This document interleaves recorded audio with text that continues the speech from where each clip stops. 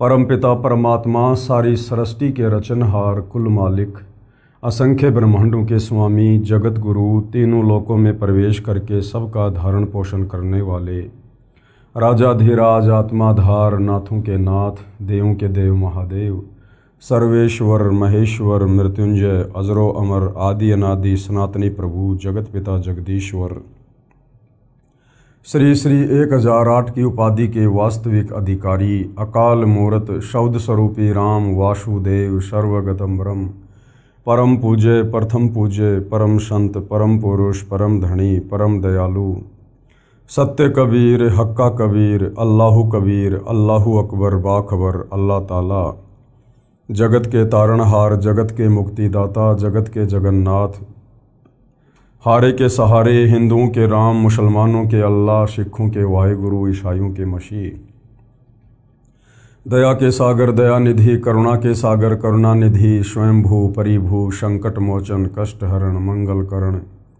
दुख भंजन अविगत कबीर निर्विकार निर्विषम परमात्मा अलय अलेख सतगुरु आदि अनादि सतगुरु असली मर्यादा पुरुषोत्तम असली राम असली कृष्ण असली घनश्याम असली मुरारी राजाओं के राजा महाराजाओं के महाराजा शहंशाहों के शहंशाह सम्राटों के सम्राट भगवानों के भगवान अल्लाहों के अल्लाह प्रभुओं के प्रभु मसीहों के मसीह सच्चे वाहिगुरु बाबाओं के बाबा पीरों के पीर सेठों के सेठ जगत सेठ सावड़सा सेठ सर्वगुण संपन्न अनंत कोटि कलाओं के स्वामी अनंत कोटि ब्रह्मांडों के नायक योगियों में महायोगी ध्यानियों में महाध्यानी सिद्धों में परम सिद्ध ज्ञानियों में तत्व ज्ञानी ब्रह्म ज्ञानी महाज्ञानी परम ज्ञानी सर्वश्रेष्ठ ज्ञानी विज्ञानी युवा कबीर समर्थ कबीर असमवात अमित ओजा सच्चे रहनुमा करीम अल्लाह सुभान अल्लाह दुनिया के अंतिम पैगंबर 8 सितंबर 1951 से गांव धनाना जिला सोनीपत हरियाणा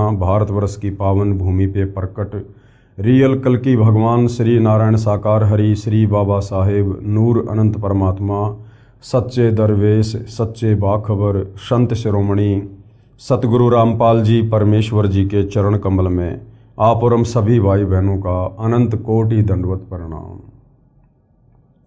सत्साई भाई और बहनों, बहुत बड़ी दया बहुत बड़ी मेहर पूज्य गुरुदेव भगवान की परमेश्वर रामपाल जी की, जिनके शुभ आशीर्वाद से विशेष आशीर्वाद से उन्हीं के सत्संगों के संग्रह के ऊपर बन चुकी पवित्र आध्यात्मिक पुस्तक कबीर बड़ा या कृष्ण, इस पर वीडियो बनाने की श्रृंखला जारी है। इसी श्रृंखला में आज हमारा ये 16वें नंबर का वीडियो है। भाई और बहनों, इस पवित्र पुस्तक कबीर बड़ा या कृष्ण में विशेषकर हिंदू धर्म के चारों वेद पवित्र गीता जी और 18 पुराणों का ज्ञान समाहित है। यदि आप वास्तव में मोक्ष प्राप्ति चाहते हैं, परमात्मा प्राप्ति चाहते हैं, इस काल लोक के दुखों से मुक्ति चाहते हैं, जन्म और मरण से सदा सदा के लिए यदि आप पीछा छुड़वाना चाहते हैं, तो ये पवित्र पुस्तक कबीर बड़ा या कृष्ण, इसको पढ़ना आपके लिए नितांत आवश्यक है। ये पुस्तक आपके जीवन की दिशा और दशा दोनों को बदल देगी।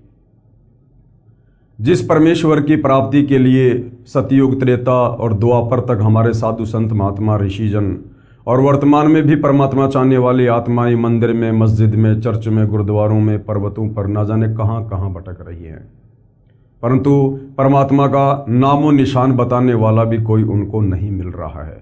जबकि उस एक परमपिता परमेश्वर के विषय में जिसने सर्व की उत्पत्ति की है, सारे ब्रह्मांडों को रचा है, उनकी जानकारी हमारे ही पवित्र सदग्रंथों में विद्यमान है।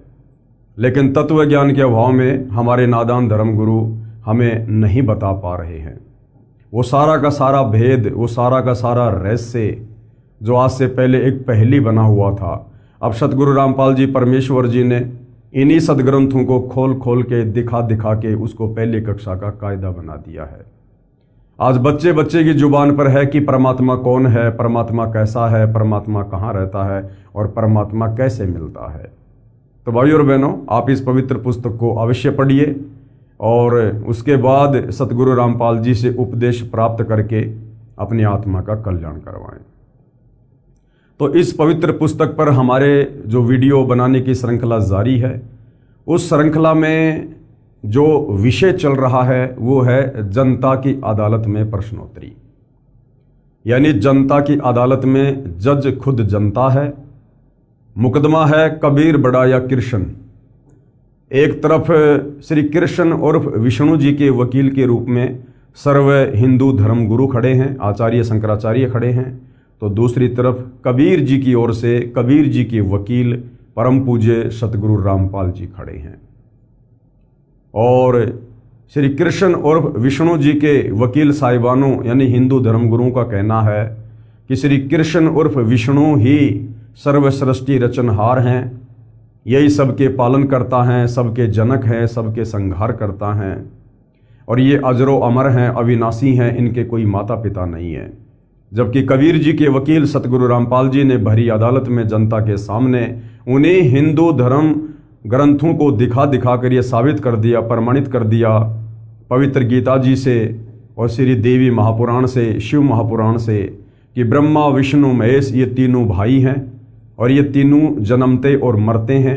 इनके माता पिता हैं, इनकी माता का नाम दुर्गा है, इनके पिता का नाम काल ब्रह्म है। ये अजरो अमर नहीं है, ये अविनाशी नहीं है, ये नाशवान भगवान है।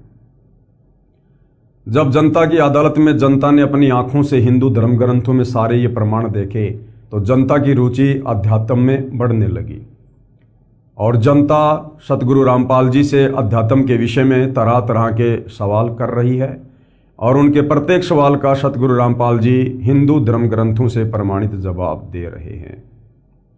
तो आज का हमारा जो टॉपिक है वो जनता का एक सवाल था। उसी सवाल को लेकर सतगुरु रामपाल जी अपना जवाब दे रहे हैं कि शास्त्र विरुद्ध साधना क्या है। शास्त्र अनुकूल साधना वो होती है जो हमारे धर्म ग्रंथों के अनुसार हमें दी जा रही हो। जैसे चारों वेदों में, पवित्र गीता जी में, 18 पुराणों में किस परमेश्वर की भक्ति करने के लिए कहा गया है, कौन परमेश्वर सर्वशक्तिमान है, सर्वश्रेष्ठ है, पुरुषोत्तम है, कौन सा वो मंत्र है जिसका जाप करने से हमें भौतिक लाभ भी मिलेंगे, आध्यात्मिक लाभ भी मिलेंगे और आत्मा का कल्याण भी होगा। और शास्त्र विरुद्ध साधना वो है जो चारों वेद और गीता जी के विपरीत ये हमारे नादान धर्म गुरु हमसे करवा रहे हैं और मनमुखी मंत्रों का जाप करवा रहे हैं। तो उसी शास्त्र विरुद्ध साधना पर प्रकाश डालते हुए आगे सतगुरु रामपाल जी समझा रहे हैं। अन्य शास्त्र विरुद्ध भक्ति पर प्रकाश। परमात्मा कबीर जी का शब्द पाखंड पूजा को लेकर, रे भोली सी दुनिया सतगुरु बिन कैसे सरिया, रे भोली सी दुनिया सतगुरु बिन कैसे सरिया।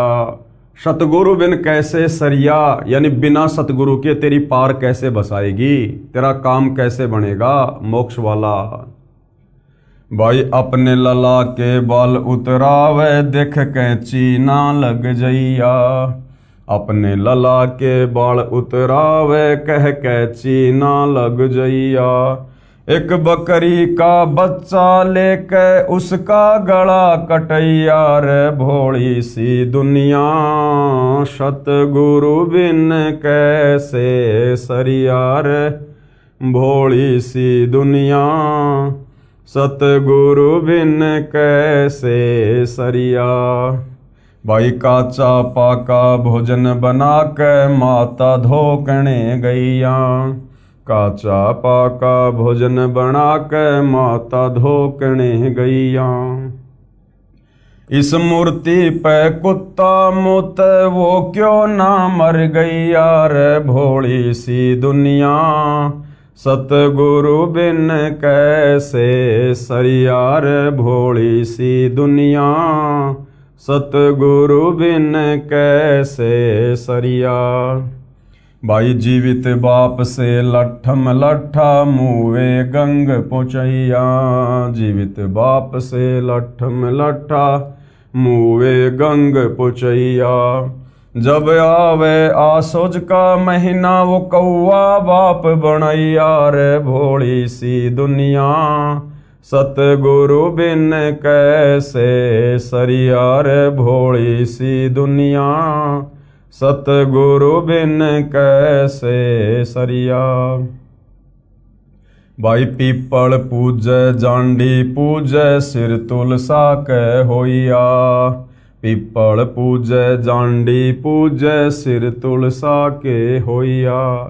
दूध पूत मैं खैर राखियो न्यू पूजूं सू तो यार भोली सी दुनिया, सतगुरु बिन कैसे सरिया रे भोली सी दुनिया, सतगुरु बिन कैसे सरिया। भाई आपे लीपे आपे पोते आप बनावे होइया, आपे लीपे आपे पोते आप बनावे होइया। उससे भोंदू पोते मांगे अकल मूल से खोइया रे भोली सी दुनिया, सतगुरु बिन कैसे सरिया रे भोली सी दुनिया, सतगुरु बिन कैसे सरिया। पति शराबी घर नित ही करत बहुत लड़ैया, पति शराबी घर पर नित ही करत बहुत लड़ैया। पत्नी 16 शुक्र व्रत करत है देही नित तुड़वैया रे भोली सी दुनिया, सतगुरु बिन कैसे सरिया रे भोली सी दुनिया, सतगुरु बिन कैसे सरिया। तज पाखंड सतनाम लोलावे सोई भव सागर से तरिया, तज पाखंड सतनाम लोलावे सोई भव सागर से तरिया। कहें कबीर मिले गुरुपुरा शो परिवार उधरिया रे भोली सी दुनिया, सतगुरु बिन कैसे सरिया रे भोली सी दुनिया, सतगुरु बिन कैसे सरिया। अब आगे पूज्य गुरुदेव परमेश्वर रामपाल जी ने प्रत्येक वाणी का सरलार्थ करके समझाया है कि इन नादान धर्म गुरुओं ने किस प्रकार से समाज में शास्त्र विरुद्ध साधना के चलते पाखंड फैला रखा है। शब्दार्थ, परमेश्वर कबीर जी ने अंधश्रद्धा भक्ति करने वाले तत्व ज्ञानहीन जनता जनों को उनके द्वारा की जा रही शास्त्र विरुद्ध साधना यानी उपासना को तर्क करके लाभ रहित यानी व्यर्थ सिद्ध किया है और कहा है, हे भोली जनता, गुरु के बिना आपका कोई भी आध्यात्मिक कार्य नहीं सरेगा यानी सिद्ध नहीं होगा। और वाणी संख्या 1 में परमेश्वर जी ने क्या बताया, भाई अपने लला के बाल उतरावे कह कैची ना लग जइया, अपने लला के बाल उतरावे कह कैची ना लग जइया। एक बकरी का बच्चा लेके उसका गला कटैया रे भोली सी दुनिया, सतगुरु बिन कैसे सरिया रे भोली सी दुनिया, सतगुरु बिन कैसे सरिया। शास्त्र विधि त्याग कर मनमाना आचरण करने के लिए अज्ञानी गुरुओं द्वारा भ्रमित अंध श्रद्धालु माता अपने नवजात बच्चे को लेकर अपने इष्ट देव देवी के मंदिर में जाती है। आन उपासकों द्वारा बनाए शास्त्र विरुद्ध विधान अनुसार नवजात शिशु के सिर के प्रथम बार वाले बाल उतरवाती यानी कटवाती है। उन बालों को मंदिर में अपने इष्ट पर चढ़ाती है। ये मान रखा है कि इससे इष्ट देव या देवी प्रसन्न होते हैं तथा बच्चे की सदा रक्षा करते हैं। बाल काटने के लिए मंदिर में मेले के समय उपस्थित नाई के पास बाल कटवाने वालों की लाइन लगी होती है। नाई जल्दी जल्दी निपटाने के मकसद से तेजी से कैंची चलाता है। किसी किसी बच्चे को कैंची लग जाती है, बच्चा रोता है।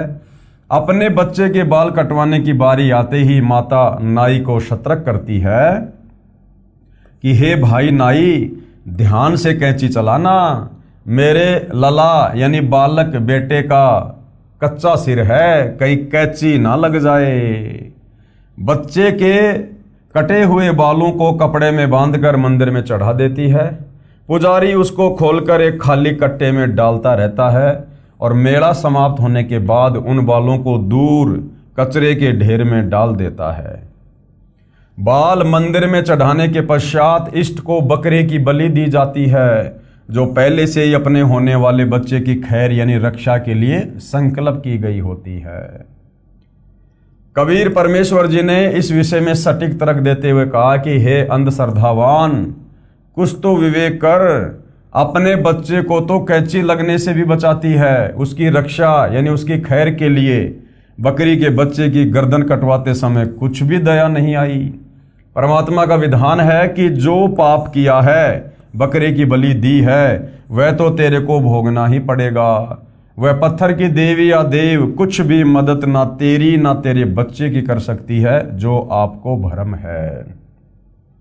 मासा घटे न तिल बदे, विधाता लिखे जो लेख, साचा सतगुरु मेट कर ऊपर मार दे मेख। परमपिता परमेश्वर कबीर साहिब जी ने कर्मों के अनुसार जिस आत्मा का जैसा भी प्रारब्ध बना दिया है, उसमें एक तिल के दाने जितनी ना तो बढ़ोतरी हो सकती है और ना ही राई के दाने के जितना कुछ जो है वो कम हो सकता है। कुछ नहीं कर सकते ना ब्रह्मा विष्णु महेश, ना दुर्गा, ना काल, ना अन्य कोई देवी देवता। चेंज हो सकता है कब? जब वही कबीर परमात्मा जिसने वो प्रारब्ध बनाया है, जिसने वो भाग्य लिखा है, जब वही कबीर परमेश्वर धरती पर तत्वदर्शी संत के रूप में प्रकट होते हैं और यदि उनके ज्ञान को समझकर हम उनकी शरण में जाकर मर्यादा में रहकर भक्ति करते हैं, तो हमारे भाग्य में लिखी मौत को भी वो परमेश्वर टाल देगा, क्योंकि वो सर्वशक्तिमान है, वो समर्थ है। इसलिए कहते हैं मासा घटे न तिल बदे, विधाता लिखे जो लेख, पर साचा सतगुरु मेट कर ऊपर मार दे मेख। तो इन नादान धर्मगुरुओं के बहकावे में आकर कि अपनी इष्ट देवी या देव के धाम पर जाकर बाल कटवाने से या कोई बलि चढ़ाने से आपके बच्चे की रक्षा होगी, उसका भविष्य सुधर जाएगा, ऐसा कुछ भी नहीं है। जो उसके भाग्य में है वो उसको मिलना ही मिलना है, बल्कि उसने तो बकरी का बच्चा बलि चढ़ाकर और ज्यादा अपने कर्म बिगाड़ लिए, पाप कर्म मोल ले लिए। गुरुदेव कह रहे हैं विचार करें, यदि वहां उस मंदिर में वास्तव में देवी या देव होता और आप उसके घर में बाल डालते, तो इसी बात पर आपसे नाराज होकर दंड देते।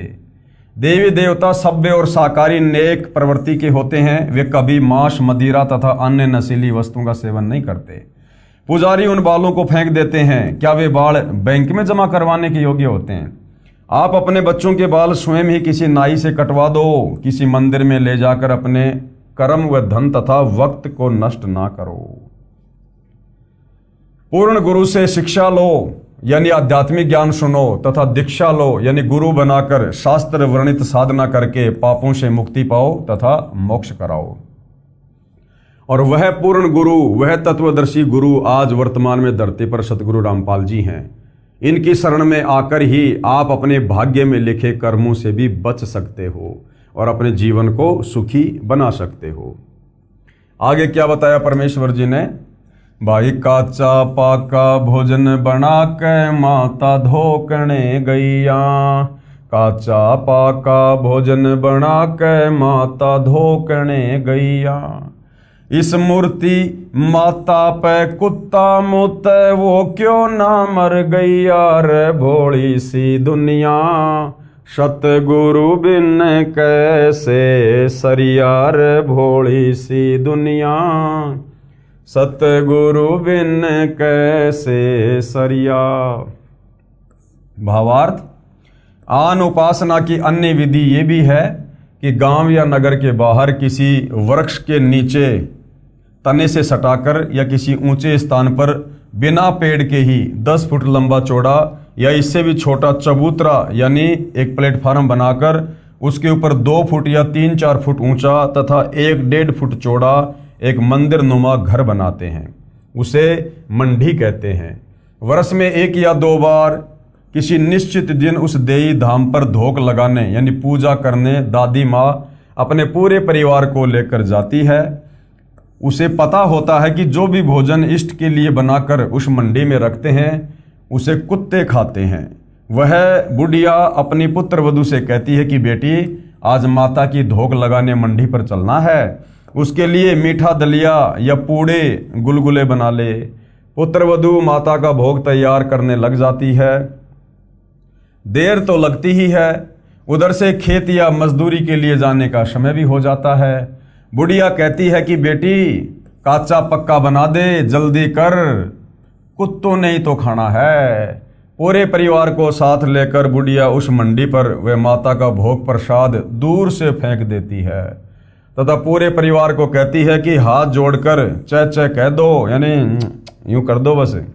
एक लोटे में जल लेकर जाती है, उसे माता के ऊपर डाल देती है। परिवार माता की धोख लगाकर चबूतरे के नीचे भी नहीं आता। उसी समय कुत्ते जो वहीं पर भोग लगाने के लिए बेताब यानी उतावले खड़े होते हैं, माता की मंडी के उस प्लेटफार्म पर चढ़कर प्रथम तो माता का भोग चट करते हैं और चलते समय उस माता पर पेशाब कर देते हैं, उस पत्थर के ऊपर पेशाब कर देते हैं।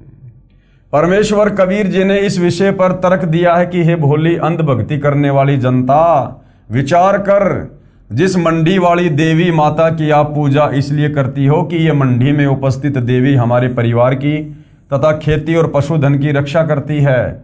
यदि उस मंडी में देवी उपस्थित होती तो उसके भोजन को कुत्ता खा गया, उसके ऊपर मूत्र की धार लगा गया। वह कुत्ता तेरी पत्थर की माता ने मारा क्यों नहीं? यदि आप भोजन कर रहे हो और कोई कुत्ता आकर आपके भोजन को खाने लगे तो आप उसको डंडे लाठी से मारोगे। यदि आपके ऊपर मूत दे तो उसकी हड्डी पसली एक कर दो। परंतु आपकी पूज्य देवी तो बहुत विवश है या उसे अधरंग लगा है, उसे भक्ति लाभ की झूठी आशा त्याग कर पूर्ण गुरु से शास्त्र विधि अनुसार सत्य भक्ति की दीक्षा व शिक्षा अर्थात ज्ञान लेकर अपना तथा परिवार का कल्याण करवाओ। अब भाई और बहनों, ये जो बातें हैं परमात्मा सांसारिक लोगों को सांसारिक तरीके से समझा रहे हैं कि यदि आप भोजन कर रहे हो, कोई कुत्ता या बिल्ली आ गया, आपकी थाली में मुंह मार दिया, तो आप उसको डंडे से मारोगे, उसकी हड्डी पसली एक कर दोगे। ये बातें आप और हमारे लिए नहीं है। हम तत्वदर्शी संत की शरण में हैं। हमें परमेश्वर ने सृष्टि रचना का ज्ञान बता दिया है, सभी जीव आत्माओं की स्थिति बता दी है कि जीव आत्मा चाहे गधे के शरीर में है, चाहे बिल्ली के शरीर में है, चाहे कुत्ते के शरीर में है, चाहे हम इंसानों के शरीर में है, हम सब एक परमपिता परमेश्वर कबीर साहिब के बच्चे हैं। और शतलोक में हमने जो गलती की थी उसकी सज़ा हम यहाँ पर लक 84 में भोग रहे हैं। अब यदि भाई और बहनों, मान लीजिए हम भगत भाई बहन खाना खा रहे हैं और गलती से या जैसे भी कोई कुत्ता या बिल्ली आकर मुंह मार देता है, तो हमने उसको लाठी डंडों से पीटना नहीं है, हमने उसकी हड्डी पसली एक नहीं करनी है।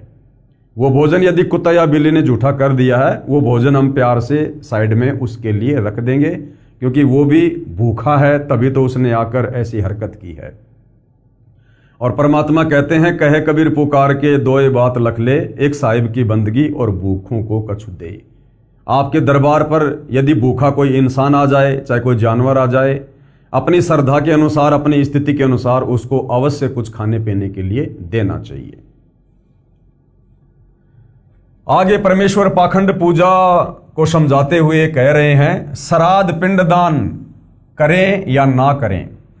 जनता की अदालत में मामला जारी है और जनता सतगुरु रामपाल जी से सवाल कर रही है कि ये हमारे नादान हिंदू धर्मगुरु इन्हीं धर्मशास्त्रों का हवाला देकर हमसे कहते हैं कि पिंडदान करो, अपने पूर्वजों के श्राद्ध निकालो, तो ये करना चाहिए या नहीं करना चाहिए। तो वैसे तो सारी बातें आपको पहले समझा दी गई है कि ये जो पिंडदान है ये भूत पूजा में आता है और ये जो श्राद्ध है ये पितृ पूजा में आता है। और गीता अध्याय 9 श्लोक नंबर 25 में गीता ज्ञानदाता काल ब्रह्म इस प्रकार की शास्त्र विरुद्ध साधनाओं को ना करने की सलाह दे रहा है। वाणी संख्या 3। जीवित बाप से लट्ठम लट्ठा मुवे गंग पोचैया। जीवित बाप से लट्ठम लट्ठा मुवे गंग पोचैया। जब आवे आशोज का महीना वो कौआ बाप बनैया। रे भोली सी दुनिया सतगुरु बिन कैसे सरियार भोली सी दुनिया, सतगुरु बिन कैसे सरिया। क्या कह रहे हैं परमात्मा? भावार्थ, परमेश्वर कबीर जी ने लोकवेद यानी दंत कथा के आधार से चल रही पितर तथा भूत पूजा पर शास्त्रोक्त अपना तर्क दिया है। कहा है कि शास्त्रोक्त अध्यात्म ज्ञान के अभाव से बेटे अपने पिता से किसी न किसी बात पर विरोध करते हैं। पिताजी अपने अनुभव के आधार से बेटे से अपने व्यवसाय में टोका टाकी कर देते हैं। पिताजी को पता होता है कि इस कार्य में पुत्र को हानि होगी, परंतु पुत्र पिता की शिक्षा कम और बाहर के व्यक्तियों की शिक्षा को अधिक महत्व देता है। उसे ज्ञान नहीं होता है कि पिता जैसा पुत्र का हमदर्द कोई नहीं हो सकता। पुत्र को जवानी और अज्ञानता के नशे के कारण शिष्टाचार का टोटा हो जाता है। पिता को पता होता है कि बेटा इस कार्य में हानि उठाएगा, परंतु पुत्र पिता की बात नहीं मानता है, उल्टा पिता को भला बुरा कहता है। पिता अपने पुत्र के नुकसान को नहीं देख सकता, वह फिर उसको आग्रह करता है कि पुत्र ऐसा ना कर, जिस कारण से जवानी के नशे से हुई सभ्यता की कमी के कारण इतने निर्लज हो जाते हैं। कई पुत्रों को देखा है जो पिता को डंडों से पीट देते हैं। वही होता है जो पिता को अंदेशा था। पिता फिर समझाता है कि आगे से ऐसा ना करना, ये हानि तो धीरे धीरे पूरी हो जाएगी। पिता पिता ही होता है, वह पुत्र या पुत्री को सुखी देखना चाहता है। आगे चलकर जो पिता भक्ति नहीं कर रहा था उसे कोई न कोई रोग बुढ़ापे में अवश्य घेर लेता है। संतान बहुत कम है जो पिता को वह प्रेम दे जो माता पिता अपने पुत्र तथा पुत्र वधू से अपेक्षा किया करते हैं। वर्तमान में वृद्धों की बेअदबी किसी से छिपी नहीं है। माता पिता वृद्ध आश्रमों या अनाथालयों में जीवन के शेष दिन पूरे कर रहे हैं, या घर पर पुत्र व पुत्र वधू के कटु वचन यानी जो कड़वे बोल हैं उनको पीकर जीवन के दिन गिन रहे हैं। कबीर जी ने कहा है कि भाई वरद हुआ जब पड़े खाट में सुने वचन खारे, बुढ़ा हो जब पड़े खाट में सुने वचन खारे, कुत्ते तावण का सुख को न्याय छाती फूकण हारे, मतलब के बिना कोई नहीं प्यारा, स्वार्थ के बिना कोई नहीं प्यारा। शब्दार्थ, वृद्ध अवस्था में शरीर निर्बल हो जाता है, आंखों की रोशनी कम हो जाती है, जिस कारण से बूढ़े माता पिता अधिक समय चारपाई पर ही व्यतीत करते हैं। एक स्त्री अपनी सासू माँ से ये कहकर कुएं या नल से पानी लेने चली गई कि आप ध्यान रखना कहीं कुत्ता घर में घुसकर नुकसान ना कर दे। बुढ़िया को दिखाई कम देता था, कुत्ता अंदर घर में घुस गया। एक लोटा 2 किलो दूध से भरा रखा था, उसको पी गया और नीचे गिरा गया। वृद्धा को दिखाई नहीं दिया। पुत्र वधू आई और कुत्ते द्वारा किए नुकसान से गुस्से में होकर बोली कि तुम्हारा यानी सास ससुर का तो इतना भी सुख नहीं रहा कि तुम कुत्तों से घर की रक्षा कर सको। तुमने मेरी छाती जला दी, यानी व्यर्थ का अनाज का खर्च पुत्र वधू को लग रहा था, जिस कारण वो कटी जली बातें कही थी। सास ससुर को अपने ऊपर व्यर्थ का भार मान रही थी। कबीर जी ने बताया है कि ये दशा उन व्यक्तियों की होती है जो परमात्मा को कभी याद नहीं करते, जो गुरु धारण करके सत्य भक्ति नहीं करते। अंत में बुढ़ापे में उनकी ऐसी हालत होती है, उनको इन कष्टों का, इन कटु वचनों का सामना करना पड़ता है। अब वाणी संख्या 3 का शब्दार्थ पूरा करता हूं। अंधश्रद्धा भक्ति वाले जब तक माता पिता जीवित रहते हैं तब तक तो उनको प्यार व सम्मान के साथ कपड़ा रोटी भी नहीं देते। क्या कहा परमेश्वर ने? भाई जीवित बाप के लठम लठा और मरने के बाद उसको गंगा जी में मुँहे गंग पहुँचैया, और जब आवे आशोज का महीना वो कौआ बाप बनाया। अंधश्रद्धा भक्ति वाले जब तक माता पिता जीवित रहते हैं तब तक तो उनको प्यार व सम्मान के साथ कपड़ा रोटी भी नहीं देते, उनको झींकते रहते हैं और मृत्यु के उपरांत श्रद्धा दिखाते हैं। उनके शरीर को चिता पर जला दिया जाता है, कुछ हड्डियां बिना जली छोटी छोटी रह जाती हैं। शास्त्र नेत्रहीन गुरुओं से भ्रमित पुत्र उन अस्थियों को उठाकर हरिद्वार में हर की पौड़ियों पर अपने कुल के पुरोहित के पास ले जाता है। उस पुरोहित द्वारा शास्त्र विरुद्ध साधना के आधार से मनमाना आचरण करके उन अस्थियों को पवित्र गंगा दरिया में प्रवाह किया जाता है। जो धनराशि पुरोहित मांगे खुशी खुशी दे देता है। कारण ये होता है कि कहीं पिता या माता मृत्यु के उपरांत भूत बनकर घर में न आ जाएं। इसलिए उनकी गति करवाने के लिए कुल गुरु पंडित जी को मुंह मांगी धनराशि देते हैं कि पक्का काम कर देना। फिर पुरोहित के कहे अनुसार अपने घर की चौखट में लोहे की मेख यानी मोटी कील गाड़ दी जाती है कि कहीं पिताजी माताजी की गति होने में कुछ त्रुटि रह जाए और वे प्रेत बनकर हमारे घर में ना घुस जाएं। कबीर परमेश्वर जी ने बताया कि जीवित पिता को तो समय पर टूक रोटी भी नहीं दिया, उसका अपमान करता है, सभी नहीं ज्यादातर लोग, और मृत्यु के पश्चात उसको पवित्र दरिया में यानी गंगा जी में बहाकर आता है। कितना खर्चा करता है। अपने माता पिता की जीवित रहते प्यार से सेवा करो, उनकी आत्मा को प्रसन्न करो। उनकी वास्तविक श्रद्धा सेवा तो ये है। कबीर जी जो स्पष्ट करना चाहते हैं कि आध्यात्मिक ज्ञान ना होने के कारण अंधश्रद्धा भक्ति के आधार से सर्व हिंदू समाज अपना अनमोल जीवन नष्ट कर रहा है। जैसे मृत्यु के उपरांत अपने पिताजी की अस्थियां गंगा दरिया में पुरोहित द्वारा क्रिया करवाकर पिता की गति करवाई। फिर 13वीं या 17वीं यानी मृत्यु के 13 दिन बाद की जाने वाली क्रिया को 13वीं कहा जाता है। 17 दिन बाद की जाने वाली लोकवेद धार्मिक क्रिया 17वीं कहलाती है, और महीने बाद की जाने वाली महीना क्रिया तथा 6 महीने बाद की जाने वाली 6 माही तथा 1 वर्ष के बाद की जाने वाली बरसी क्रिया जिसको वर्षोद्धि भी कहा जाता है। लोकवेद यानी दंत कथा बताने वाले गुरुजन उपरोक्त सब क्रियाएं करने को कहते हैं। ये सभी क्रियाएं मृतक की गति के मकसद से करवाई जाती हैं। सूक्ष्म वेद में इस शास्त्र विरुद्ध धार्मिक क्रियाओं यानी साधनाओं पर तर्क इस प्रकार किया है कि घर के सदस्य की मृत्यु के पश्चात ज्ञानहीन गुरुजी क्या क्या करते और करवाते हैं। क्या कह रहे हैं? कुल परिवार तेरा कुटुंब कबीला और मसलत एक ठराई, बांध पिंजड़ी ऊपर धर लिया और मरगट में ले जाई। अग्नि लगा दिया जद लंबा फूंक दिया उस ठाही, पुराण उठा फिर पंडित आए और पीछे गरुड़ पढ़ाई। प्रेत शिला पर जा विराजे पितरों पिंड भराई, और बहुर श्राद्ध खाने को आए काग भये कलमाही। जय सतगुरु की संगति करते ये सकल कर्म कट जाई, और अमरपुरी पर आसन होता जहां धूप ना छाई। कुछ व्यक्ति मृत्यु के पश्चात उपरोक्त क्रियाएं तो करते ही हैं, साथ में गरुड़ पुराण का पाठ भी करते हैं।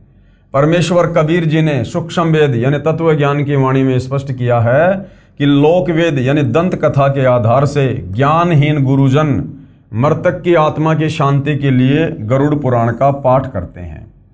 गरुड़ पुराण में एक विशेष प्रकरण है कि जो व्यक्ति धर्म कर्म ठीक से नहीं करता तथा पाप करके धन उपार्जन करता है, मृत्यु के उपरांत उसको यम के दूत घसीट कर ले जाते हैं। तांबे की धरती गर्म होती है, नंगे पैरों उसे ले जाते हैं, उसे बहुत पीड़ा देते हैं, और जो शुभ कर्म करके गए होते हैं वे स्वर्ग में हलवा खीर आदि भोजन खाते दिखाई देते हैं। उस धर्म कर्महीन व्यक्ति को भूखा प्यासा रखते हैं, उसको भूख प्यास सताती है। वह कहता है कि भूख लगी है, भोजन खाऊंगा। यमदूत उसको पीटते हैं और कहते हैं कि ये भोजन खाने के कर्म तो नहीं कर रखे, चल तुझे धर्मराज के पास ले चलते हैं, जैसा तेरे लिए आदेश होगा वैसा ही करेंगे। धर्मराज उसके कर्मों का लेखा देखकर कहता है कि इसे नरक में डालो, या प्रेत व पितृ वृक्ष या पशु पक्षियों की योनि दी जाती है। पितर योनि भूत प्रजाति की श्रेष्ठ योनि है। यमलोक में भूखे प्यासे रहते हैं, उनकी तृप्ति के लिए श्राद्ध निकालने की प्रथा शास्त्र विरुद्ध मनमाने आचरण के तहत शुरू की गई है। कहा जाता है कि 1 वर्ष में जब आशोज का महीना आता है तो भादवे महीने की पूर्णमासी से आशोज महीने की अमावस्या तक 16 श्राद्ध किए जाएं। जिस तिथि को जिसके परिवार के सदस्य की मृत्यु होती है उस दिन वर्ष में 1 दिन श्राद्ध किया जाए, ब्राह्मणों को भोजन करवाया जाए, जिस कारण से यमलोक में पितरों के पास भोजन पहुंच जाता है। वे 1 वर्ष तक तृप्त रहते हैं। कुछ भ्रमित करने वाले गुरुजन ये भी कहते हैं कि श्राद्ध के 16 दिनों में यमराज उन पितरों को नीचे पृथ्वी पर आने की अनुमति देता है। पितर यमलोक यानी नरक से आकर श्राद्ध के दिन भोजन करते हैं, हमें दिखाई नहीं देते या हम पहचान नहीं सकते। भ्रमित करने वाले गुरुजन अपने द्वारा बताई शास्त्र विरुद्ध साधना की सत्यता के लिए इस प्रकार के उदाहरण देते हैं कि रामायण में एक प्रकरण लिखा है कि वनवास के दिनों में श्राद्ध का समय आया तो सीता जी ने भी श्राद्ध किया और भोजन खाते समय सीता जी को श्री रामचंद्र जी पिता दशरथ सहित रघुकुल के कई दादा परदादा दिखाई दिए। उन्हें देखकर सीता जी को शर्म आई, इसलिए मुख पर पर्दा यानी घूंघट कर लिया। अब क्या समझा रहे हैं गुरुदेव? विचार करो पाठक जनों, श्री रामचंद्र जी के सर्व वंशज प्रेत और पितर बने हैं तो अन्य सामान्य नागरिक भी वही क्रियाएं कर रहे हैं। वे भी नरक में पितर बनकर पितरों के पास जाएंगे। इस कारण ये शास्त्र विधि विरुद्ध साधना है जो पूरा हिंदू समाज कर रहा है। श्रीमद् भगवद गीता के अध्याय 9 का श्लोक 25 भी यही कहता है कि जो पितर पूजा यानी श्राद्ध आदि करते हैं वे मोक्ष प्राप्त नहीं कर पाते, वे यमलोक में अपने पितरों को प्राप्त होते हैं। जो भूत पूजा अस्थियां उठाकर पुरोहित द्वारा पूजा कराकर गंगा में बहाना 13वीं 17वीं महीना 6 माही वर्षी आदि आदि करते हैं, वे प्रेत बनकर गया स्थान पर प्रेत शिला पर बैठे होते हैं। कुछ व्यक्तियों को धर्मराज जी कर्म अनुसार पशु पक्षी वृक्ष आदि के शरीरों में भेज देता है। परमात्मा कबीर जी समझाना चाहते हैं कि हे भोले प्राणी, गरुड़ पुराण का पाठ उसे मृत्यु से पहले सुनाना चाहिए था ताकि वह परमात्मा के विधान को समझकर पाप कर्मों से बचता, पूर्ण गुरु से दीक्षा लेकर अपना मोक्ष करता, जिस कारण से वह न प्रेत बनता, न पितर बनता, न पशु पक्षी आदि आदि के शरीरों में कष्ट उठाता और मृत्यु के पश्चात गरुड़ पुराण के पाठ का कोई लाभ नहीं मिलता। अब मरने के बाद में गरुड़ की कथा करने से क्या फायदा भाई? जो व्यक्ति मर गया उसने जैसे धर्म कर्म किए, जैसी पाखंड पूजा की, वो तो उसकी गठरी बांध कर ले गया। अब उसे तो धर्मराज नरक में डालेगा या लक 84 में डालेगा, वो तो आगे की प्रोसीजर है। अब पीछे से हम उसके 12वीं में 13वीं में उसके जितने भी दिन करते हैं उन दिनों में हम गरुड़ की कथा कर रहे हैं, गरुड़ का पाठ सुना रहे हैं उसकी मुक्ति के लिए। अब उस गरुड़ पाठ की कथा से मुक्ति का कोई संबंध नहीं है किसी भी प्रकार का। जो कर्म उसने किए थे वो अपने कर्मों की गठरी लेकर ऊपर जा चुका है, तो ये भी एक पाखंड पूजा है। सूक्ष्म वेद तत्व ज्ञान में तथा चारों वेदों ऋग्वेद, यजुर्वेद, सामवेद तथा अथर्ववेद तथा इन चारों वेदों के सारांश गीता में स्पष्ट किया है कि उपरोक्त आन उपासना नहीं करनी चाहिए, क्योंकि ये शास्त्रों में वर्णित ना होने से मनमाना आचरण है, जो गीता अध्याय 16 श्लोक 23-24 में व्यर्थ बताया है। शास्त्रोक्त साधना करने का आदेश दिया है। सर्व हिंदू समाज उपरोक्त आन उपासना करते हैं जिससे भक्ति की सफलता नहीं होती, जिस कारण से नरकगामी होते हैं तथा प्रेत पितर पशु पक्षी आदि के शरीरों में मां कष्ट उठाते हैं। अब कबीर जी के वकील सतगुरु रामपाल जी जनता की अदालत में क्या कह रहे हैं? कबीर जी के वकील यानी लेखक का उद्देश्य किसी की साधना की आलोचना करना नहीं है। कोई ये सोचे भाई सतगुरु रामपाल जी हमारे श्राद्ध निकालने वाली, 12वीं करने वाली, 13वीं करने वाली, ये गरुड़ पुराण वाली इन साधनाओं की निंदा कर रहे हैं, ऐसा कुछ भी नहीं है। अपितु आप जी को सत्य साधना का ज्ञान करवाकर इन कष्टों से बचाना है। प्रसंग चल रहा है कि जो शास्त्र विरुद्ध साधना करते हैं उनके साथ महा धोखा हो रहा है। बताया है कि मृतक की गति यानी मोक्ष के लिए पहले तो अस्थियां उठाकर गुरुजी के द्वारा पूजा करवाकर गंगा दरिया में प्रवाहित की और बताया गया कि इसकी गति हो गई। उन्हीं गुरुओं ने पहले तो क्या बताया कि तुमने जो ये अस्थियां गंगा जी में डाल दी है ना, इसकी गति हो गई है, क्योंकि उसकी गति करवाने के लिए ही उन बची कुची हड्डियों को गंगा जी में प्रवाह करने की सलाह दी गई थी। फिर उसके बाद क्या कहते हैं? उसके पश्चात 13वीं 17वीं महीना 6 माही बरसी आदि आदि क्रियाएं उसकी गति करवाने के लिए करवाई। ठीक है, उसके बाद पिंडदान किया, वो भी गति करवाने के लिए। फिर श्राद्ध करने लगे, उसे यमलोक में जो है वो तृप्त करवाने लगे। श्राद्धों में गुरुजी भोजन बनाकर सर्वप्रथम कुछ भोजन छत पर रखता है, कौवा उस भोजन को खाता है। पुरोहित जी कहता है कि देख तेरा पिता कौवा बनकर भोजन खा रहा है। कौवे के भोग लगने से श्राद्ध की सफलता बताते हैं। अब गुरुदेव के कहने का मतलब है कि नादानों, सारी क्रिया जो तुमने करवाई साल भर तक उसकी गति के लिए करवाई, कि उसकी गति हो गई, अब वो दुखी नहीं होगा, वो स्वर्ग में आराम से ठाठ करेगा। और अंत में कह रहा कि देखो देखो कौवे ने भोग लगा लिया, तेरा पिता कौवा बन गया। अरे कौवा बनना ये गति का संकेत है क्या? ये तो दुर्गति का संकेत है कि वो पशु योनि में गया, वो पक्षी योनि में गया, वो लक 84 में चला गया। आज कौवा बना तो कल को गधा बनेगा, शुअर बनेगा, कुत्ता भी बनेगा वो। तो इस प्रकार से भाइयों और बहनों, शास्त्र विरुद्ध साधकों ने विशेषकर हिंदू समाज को अध्यात्म से दूर किया हुआ है। परमेश्वर कबीर जी ने यही भ्रम तोड़ा है और कहा है कि आपके तत्व ज्ञान नेत्रहीन अंधे धर्मगुरुओं ने अपने धर्म के शास्त्रों को ठीक से नहीं समझ रखा। आप जी को लोकवेद यानी दंत कथा के आधार से मनमानी साधना करवाकर आप जी का जीवन नष्ट कर रहे हैं। कबीर जी ने कहा है कि विचार करो, उपरोक्त अनेक पूजाएं कराई मृतक पिता की गति कराने के लिए और अंत में कौवा बनाकर दम लिया। अब श्राद्धों का आनंद गुरुजी ले रहे हैं, वे गुरुजी भी नरक तथा पशु पक्षियों की योनियों को प्राप्त होंगे। ये दास रामपाल दास यानी अपने लिए कह रहे हैं गुरुदेव कि परमात्मा कबीर जी द्वारा बताए तत्व ज्ञान द्वारा समझाकर सत्य साधना शास्त्र विधि अनुसार बताकर आप तथा आपके अज्ञानी धर्मगुरुओं का कल्याण करवाने के लिए ये परमार्थ कर रहा है। मेरे अनुयायी इसी दलदल में फंसे हुए थे। इसी तत्व ज्ञान को समझकर शास्त्रों में वर्णित सत्य साधना को अपनी आंखों देखकर अकर्तव्य साधना त्याग कर कर्तव्य शास्त्रोक्त साधना करके अपना तथा परिवार के जीवन को धन्य बना रहे हैं। ये दान देते हैं, फिर इन पुस्तकों को छपवा कर आप तक पहुंचाने के लिए पुस्तक बांटने की सेवा निस्वार्थ निःशुल्क करते हैं। ये आपके हितैषी हैं, परंतु आप पुस्तक को ठीक से ना पढ़कर इनका विरोध करते हैं, प्रचार में बाधा डालकर महापाप के भागी बनते हैं। आप पुस्तकों को पढ़िए तथा शांत मन से विचार करें तथा पुस्तकों में दिए शास्त्रों के अध्याय तथा श्लोकों का मेल करें, फिर गलत मिले तो हमें सूचित करें, आपकी शंका का समाधान किया जाएगा। श्राद्ध आदि आदि शास्त्र विरुद्ध क्रियाएं झूठे गुरुओं के कहने से करके अपना जीवन नष्ट करते हैं।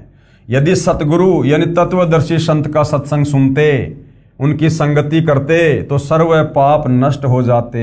जय सतगुरु की संगत करते तेरे सकल कर्म कट जाई और अमरपुरी पर डेरा होता जहां धूप ना छाई। उनकी संगति करते तो सर्व पाप कर्म नष्ट हो जाते।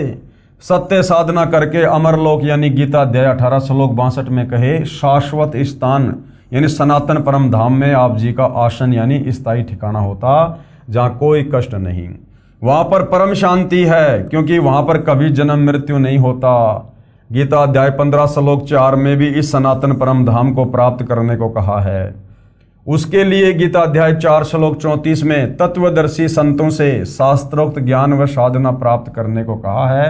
वह तत्वदर्शी संत वर्तमान यानी 21वीं सदी में ये दास रामपाल दास है। आओ और अपना कल्याण कराओ।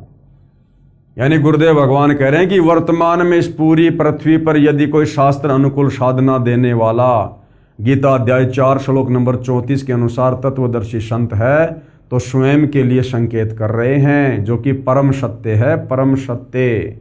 और तत्वदर्शी संत की भूमिका खुद कबीर परमेश्वर यानी परम अक्षर ब्रह्म ही पृथ्वी पर प्रकट होकर निभाते हैं। भूत पूजा तथा पितृ पूजा क्या है, ये आप जी ने ऊपर पहले पढ़ लिया है। इन पूजाओं का निषेध का प्रमाण पवित्र गीता शास्त्र के अध्याय 9 श्लोक 25 में लिखा है, जो आप जी को पहले वर्णन कर दिया है कि भूत पूजा करने वाले भूत बनकर भूतों के समय में मृत्यु उपरांत चले जाएंगे और पितृ पूजा करने वाले वो पितृलोक में पितृयोनि प्राप्त करके पितरों के पास चले जाएंगे। मोक्ष प्राप्त प्राणी सदा के लिए जन्म मरण से मुक्त हो जाता है। और भाई इन घटिया साधनाओं से जो हमारे ये ज्ञानहीन अज्ञानी धर्मगुरु समाज में दे रहे हैं, इस प्रकार की शास्त्र विरुद्ध साधना से कभी भी जन्म मरण का रोग समाप्त नहीं हो सकता। उसके लिए वही सतगुरु रामपाल जी यानी तत्वदर्शी संत की शरण में आकर आपने भक्ति करनी पड़ेगी। प्रेत यानी भूत पूजा तथा पितर पूजा उस परमेश्वर की पूजा नहीं है, इसलिए गीता शास्त्र अनुसार व्यर्थ है। वेदों में भूत पूजा व पितर पूजा यानी श्राद्ध आदि कर्मकांड को मूर्खों का कार्य बताया है। पवित्र मार्कंडे पुराण में इसका प्रमाण है। हमने पहले भी ये रुचि ऋषि की कथा पढ़ी थी, फिर से पढ़ेंगे। श्राद्ध पिंडदान के प्रति रुचि ऋषि का वेद मत। मार्कंडे पुराण में रोचे ऋषि के जन्म की कथा आती है। एक रुचि ऋषि था, वह ब्रह्मचर्य का पालन करते हुए वेदों अनुसार साधना करता था, विवाह नहीं करवाया था। रुचि ऋषि के पिता, दादा, परदादा तथा तीसरे दादा सब पितर यानी भूत योनि में भूखे प्यासे भटक रहे थे। जिस समय रुचि ऋषि की आयु 40 वर्ष थी, तब उन चारों ने रुचि ऋषि को दर्शन दिए तथा कहा कि बेटा, आपने विवाह क्यों नहीं किया? विवाह करके हमारे श्राद्ध करना। रुचि ऋषि ने कहा कि हे पितामहों, वेद में इस श्राद्ध पिंडोतक आदि कर्मों को अविद्या कहा है, यानी मूर्खों का कार्य कहा है। रुचि ऋषि ने कहा कि हे मेरे पूर्वजों, ये श्राद्ध वगैरह निकालना, पिंडदान करना, वेदों में इसको अविद्या यानी मूर्खों का कार्य कहा है, मूर्खों का कार्य। फिर आप मुझे इस कार्य को करने को क्यों कह रहे हो? उन पितरों ने भी माना और कहा कि यह बात सत्य है कि श्राद्ध आदि कर्म को वेदों में अविद्या अर्थात मूर्खों का कार्य ही कहा है। फिर उन पितरों ने वेद विरुद्ध ज्ञान बताकर, क्योंकि वो भूखे मर रहे थे, उन्होंने वेदों के विरुद्ध ज्ञान बताकर रुचि ऋषि को भ्रमित कर दिया, क्योंकि मोह भी अज्ञान की जड़ है। रुचि ने विवाह करवाया, फिर श्राद्ध पिंडोदक क्रियाएं करके अपना जन्म भी नष्ट किया। मार्कंडे पुराण के प्रकरण से सिद्ध हुआ कि वेदों में तथा वेदों के ही संक्षिप्त रूप गीता में श्राद्ध और पिंड आदि भूत पूजा के इन कर्म कांडों को निषेध बताया है, नहीं करना चाहिए। उन मूर्ख ऋषियों ने अपने पुत्र को भी श्राद्ध करने के लिए विवश किया। उसने विवाह कराया, उससे रोचे ऋषि का जन्म हुआ और बेटा भी पाप का भागी बना लिया। रुचि ऋषि भी ब्राह्मण थे, उन्होंने वेदों को कुछ ठीक से समझा था। अपनी आत्मा के कल्याणार्थ शास्त्र विरुद्ध सर्व मनमाना आचरण त्याग कर शास्त्रोक्त केवल एक ब्रह्म की भक्ति कर रहा था। जो उसके पिता तथा उसके पहले 3 दादाजी शास्त्र विधि त्याग कर यही कर्म कांड करते और करवाते थे, जिसका परिणाम गीता अध्याय 9 श्लोक 25 वाला ही होना था कि पितर पूजने वाले पितरों को प्राप्त होंगे, और वही हुआ। अब वर्तमान की शिक्षित जनता को अंधश्रद्धा भक्ति त्याग कर विवेक से काम लेकर गीता अध्याय 16 श्लोक 24 में कहे आदेश का पालन करना चाहिए। और गीता अध्याय 16 श्लोक 24 में क्या बताया है कि अर्जुन, कर्तव्य और अकर्तव्य की स्थिति में, कर्तव्य यानी कौन से भक्ति कर्म करने चाहिए और अकर्तव्य यानी कौन से भक्ति कर्म नहीं करने चाहिए, केवल शास्त्र ही प्रमाण है। यानी वेदों में और गीता जी में और 5वें वेद सूक्ष्म वेद में परमेश्वर की प्राप्ति की जो विधि है, मोक्ष प्राप्ति की जो साधना है, केवल वही करनी चाहिए। शास्त्रों के बताए अनुसार ही भक्ति साधना करनी चाहिए। और चारों वेद ये सनातनी ग्रंथ हैं, पूरे विश्व के मानव समाज के लिए हैं। चारों वेदों का सार पवित्र गीता जी है, और पवित्र गीता जी साफ साफ कह रही है अध्याय 4 श्लोक नंबर 34 कि सबसे पहले तो तत्वदर्शी संत की खोज करो। यानी बिना पूर्ण गुरु के, बिना सतगुरु के भक्ति शुरू नहीं होती है। सतगुरु भी पूर्ण होना चाहिए। आजकल गांव-गांव, नगर-नगर में लोग सतगुरु की उपाधि लेकर बैठे हुए हैं, जो सत्य के निकट भी नहीं हैं। तो गीता अध्याय 4 श्लोक 34 में जिस तत्वदर्शी संत का वर्णन है, सबसे पहले उसकी खोज करो। और उसकी पहचान गीता अध्याय 15 श्लोक नंबर 1 से 4 में बताई है, जो उल्टे लटके हुए संसार रूपी वृक्ष के सभी विभागों को वेद विद बता दे कि वास्तव में सर्वशक्तिमान परमात्मा कौन है, ब्रह्मा विष्णु महेश की क्या स्थिति है, उसके बाद उस तत्वदर्शी संत से उपदेश प्राप्त करके और उसके बताए अनुसार नियमों में रहकर भक्ति करने से आत्मा का कल्याण होगा। अब वर्तमान की शिक्षित जनता को अंधश्रद्धा भक्ति त्याग कर विवेक से काम लेकर गीता अध्याय 16 श्लोक 24 में कहे आदेश का पालन करना चाहिए, जिसमें कहा है कि इससे तेरे लिए अर्जुन शास्त्र ही प्रमाण है। यानी जो शास्त्रों में करने को कहा है वही करें, जो शास्त्रों में प्रमाणित नहीं है उसे त्याग दें। गीता में परमात्मा का बताया विधान है तथा पुराणों में ऋषियों का अनुभव है।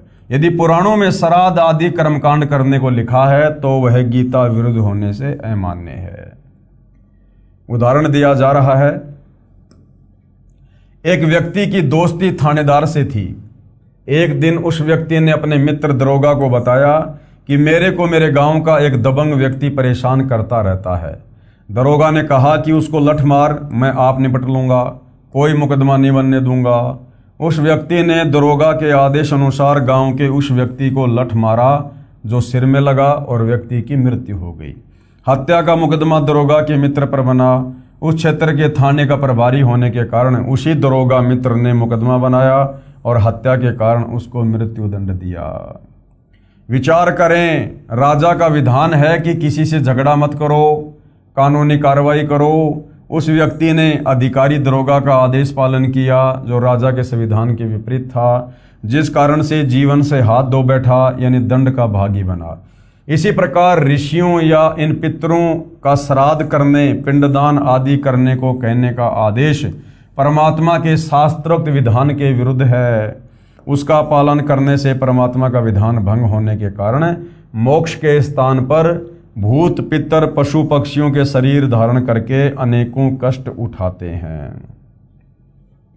कहने का मतलब है जो सत्य साधना चारों वेदों में है और चारों वेदों का सार है पवित्र गीता जी, तो पवित्र गीता जी हमें जिस भक्ति साधना को करने की सलाह दे रही है, हमने उसी आधार से भक्ति साधना करनी चाहिए। बाकी ये श्राद्ध निकालना, ये पिंड भरना, 12वीं करना, 13वीं करना, समाधि पूजना, हड्डियों को गंगा जी में डाल के आना, ये जितने भी प्रकार के ये कर्मकांड हैं, ये सब के सब हमारे इन ऋषियों के अपने मनमुखी भक्ति कार्य हैं।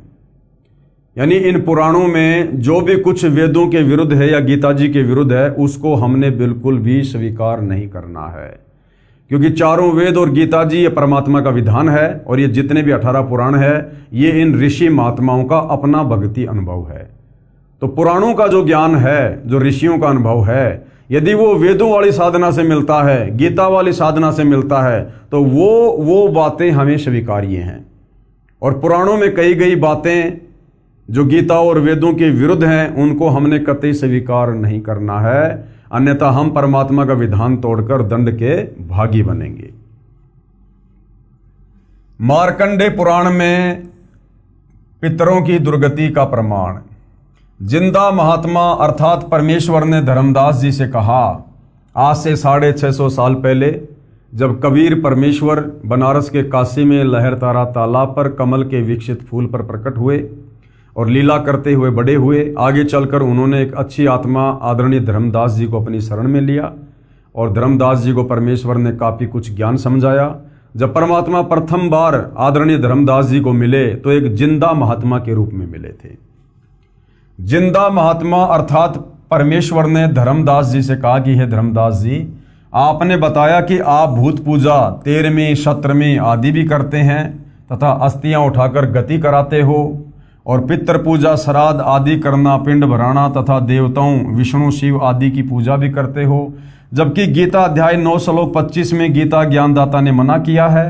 संक्षिप्त मार्कंडे पुराण में माल दशा वाले प्रकरण में पेज नंबर 90 पर लिखा है, जो पितर देवलोक में हैं, जो तिर्यक योनि में पड़े हैं, जो मनुष्य योनि में एवं भूत वर्ग में अर्थात प्रेत बने हैं, वे पुण्यात्मा हो या पापात्मा, जब भूख प्यास विकल होते हैं, यानी जब वो भूख प्यास से वो तड़पते हैं, तो पिंडदान तथा जलदान द्वारा उनको तृप्त किया जाता है।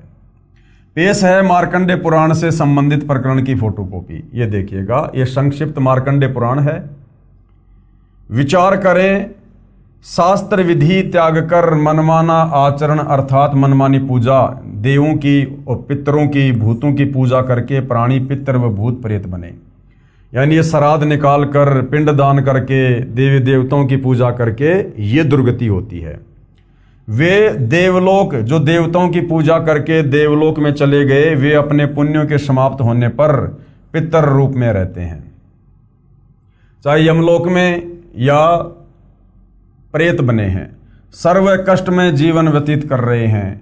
अब जो उनकी पूजा करेगा वह भी इसी कष्टमयी योनि को प्राप्त होगा। इसलिए सर्व मानव समाज को शास्त्र विधि अनुसार साधना करनी चाहिए, जिससे उन पितरों की पितर योनि छूट जाएगी तथा साधक भी पूर्ण मोक्ष प्राप्त करेगा। अब भाइयों और बहनों, जो संतुष्टि आप अपने उन पूर्वजों की इन तत्व ज्ञानहीन नादान धर्म गुरुओं के कहने पर शास्त्र विरुद्ध साधना करके, जैसे श्राद्ध निकालना, पिंड भरना, 13वीं 12वीं समाधि पूजना आदि आदि करके भी नहीं कर सकते, अब बड़ी आसानी से जगत गुरु तत्वदर्शी सतगुरु रामपाल जी की शरण में आकर जो शत भक्ति उन्होंने हमें दी है, उस शत भक्ति को शुरू करके आप जी कर सकते हैं। यानी जब हम तत्वदर्शी संत से तत्व ज्ञान लेकर और शास्त्र अनुकूल साधना करना शुरू कर देते हैं, तो उस भक्ति का इतना बड़ा तेज है, उसका प्रताप है कि हमारे जो पूर्वज, हमारी जो पिछली 7 पीढ़ियां हैं, उन 7 पीढ़ियों तक के हमारे पूर्वज जो शास्त्र विरुद्ध साधना करने के चलते आज वर्तमान में उन भूत और उन प्रेत योनियों में कष्ट उठा रहे हैं, भूख प्यास से तड़प रहे हैं, या अन्य लक 84 योनियों में अपना कर्म भोग रहे हैं। अब यदि आप तत्वदर्शी संत सतगुरु रामपाल जी से उपदेश प्राप्त करके शास्त्र अनुकूल साधना शुरू कर देते हैं, तो उनकी वो तमाम योनियां छूट जाएंगी और उन्हें परमेश्वर मनुष्य जन्म प्रदान करेंगे, मनुष्य जन्म। और मनुष्य जन्म में परमेश्वर फिर उनको अपनी शरण में लेंगे और उनको भी परमात्मा शास्त्र अनुकूल साधना पर लगा देंगे। तो भाइयों और बहनों, अपने पूर्वजों को उन कष्टों से मुक्त करवाने का और अपनी आत्मा का आत्म कल्याण करवाने का कितना सीधा और कितना सरल शास्त्र अनुकूल समाधान सतगुरु रामपाल जी ने बता दिया है। श्री विष्णु पुराण के 3 अंश के अध्याय 14 के श्लोक 10 से 14 में श्राद्ध के विषय में श्री सनत कुमार ने कहा है कि तृतीया कार्तिक शुक्ला नवमी भाद्रपद कृष्णा त्रयोदशी तथा माघ मास की अमावस्या, इन चारों तिथियां अनंत पुण्यदायिनी हैं। चंद्रमा या सूर्य ग्रहण के समय 3 अष्टकाओं अथवा उत्तरायण या दक्षिणायन के आरंभ में जो पुरुष एकाग्रचित से पितृगणों को तिल सहित जल भी दान करता है, वह मानो 1000 वर्ष तक के लिए श्राद्ध कर लेता है। ये परम रहस्य स्वयं पितृगण ही बताते हैं। लेख समाप्त। पेश है श्री विष्णु पुराण के 3 अंश के अध्याय 14 के श्लोक 10 व 14 की फोटोकॉपी। यानी हम इन नादान धर्म गुरुओं के कहने से साल में 16 दिन जो श्राद्ध वगैरह निकालते हैं, इससे अच्छा तरीका श्राद्ध निकालने का श्री विष्णु पुराण में बताया गया है। हालांकि तत्वदर्शी संत की शरण में आने के बाद हमने विष्णु पुराण के अनुसार इस विधि को भी अमल में नहीं लाना है, क्योंकि जो शास्त्र अनुकूल साधना हम तत्वदर्शी संत से लेकर शुरू कर देंगे, हमारे साधना करने से ऑटोमेटिक परमेश्वर के विधान अनुसार हमारी पिछली 7 पीढ़ियों तक के जितने भी पूर्वज हैं, वो किसी भी योनि में है, प्रेत योनि में या पितृ योनि में या पशु पक्षी योनि में, वो ऑटोमेटिक परमेश्वर की रजा से हम जो वर्तमान में शास्त्र अनुकूल साधना शुरू कर देंगे, उनकी वो तमाम योनियां छूट जाएंगी और परमेश्वर उनको मनुष्य शरीर प्रदान करते हैं। ये परमेश्वर उन लोगों को समझा रहे हैं जो लोग घटिया से घटिया साधना इन नादान धर्म गुरुओं के कहने पर कर रहे हैं, जो विष्णु पुराण के भी विपरीत है। लेकिन तत्वदर्शी संत के साधनों ने किसी प्रकार की कोई श्राद्ध पूजा ना मार्कंडे पुराण के अनुसार करनी है और ना ही श्री विष्णु पुराण के अनुसार करनी है। हमने केवल वही और उतनी साधना करनी है जितनी साधना करने के लिए पूज्य गुरुदेव सतगुरु रामपाल जी हमें निर्देशित करते हैं। तो भाइयों और बहनों, श्री विष्णु पुराण के अंदर जो भी कुछ श्राद्ध के विषय में लिखा हुआ है उसके ऊपर हम अगले वीडियो में विशेष तौर पर जिक्र करेंगे, हम चर्चा करेंगे। और भी बहुत कुछ लिखा हुआ है इन श्राद्ध के दिनों में कौन कौन से जानवरों का मांस पकाना चाहिए। श्री विष्णु पुराण में श्राद्ध के समय यदि गाय का मांस बनाकर अगर उन पितरों को भोग लगाया जाए तो पितरगण बहुत ज़्यादा तृप्त होते हैं, ऐसा भी लिखा हुआ है। तो इस विषय पर भाइयों और बहनों हम अगले वीडियो में प्रकाश डालेंगे और जनता की अदालत में जनता भी इस विषय पर विशेष तौर पर ये जानेगी कि वास्तव में हमारे धर्म ग्रंथों में हमें भ्रमित करने के लिए भी बहुत सारा मटेरियल काल प्रेरणा से इन नादान धर्म गुरुओं ने, ऋषि मुनियों ने अपने अनुभव के तहत लिखा हुआ है। और जो शास्त्र अनुकूल साधना है वो भी हमारे ही सदग्रंथों में वर्णित है।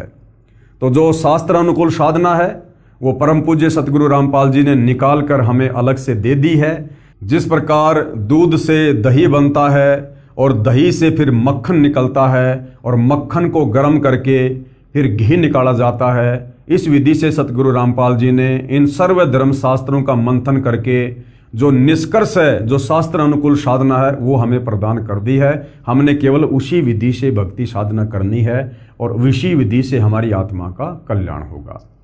तो भाइयों और बहनों, जनता की अदालत में हिंदू धर्म से जुड़े भाई बहनों को अपने ही सदग्रंथों में लिखी सच्चाई को समझाने के लिए जिस प्रकार से ये मुकदमा जारी है, ये मुकदमा इसी प्रकार से जारी रहेगा जब तक हिंदू समाज के श्रद्धालु किसी निष्कर्ष पर नहीं पहुंच जाते हैं। तो भाइयों और बहनों, आज के इस वीडियो में केवल इतना ही।